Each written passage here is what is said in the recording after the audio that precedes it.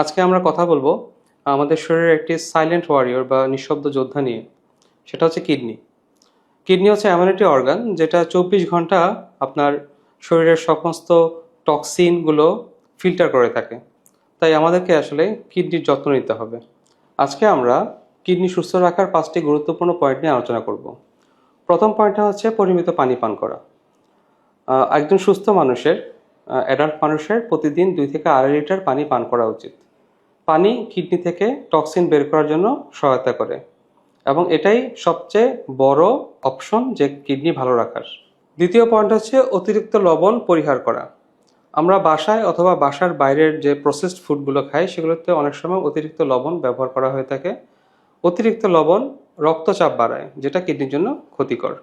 3 নম্বর পয়েন্টটা হচ্ছে ডায়াবেটিস এবং প্রেশার নিয়ন্ত্রণে রাখা।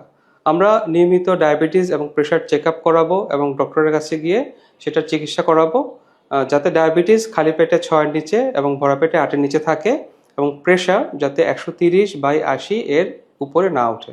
4 নম্বর পয়েন্ট হচ্ছে ডাক্তারের পরামর্শ ব্যতীত ব্যথানাশক ওষুধ সেবন না করা। ব্যথানাশক ওষুধ আমাদের দেশে এবং সারা বিশ্বেই কিডনি নষ্ট করার একটা অন্যতম কারণ। এবং 5 নম্বর পয়েন্টটা হচ্ছে ধূমপান এবং অ্যালকোহল পরিহার করা। ধূমপান এবং অ্যালকোহল দুটাই শরীরের বিভিন্ন রক্তনালীগুলো চিকন করে দেয়, নষ্ট করে দেয়, সেরকম কিডনির রক্তনালীও নষ্ট করে দেয় এবং কিডনির ক্ষতি করে। আমাদের মনে রাখতে হবে কিডনি যখন একবার নষ্ট হয় সেটা কখনোই পুরোপুরি আগের রূপে ফিরে আসে না।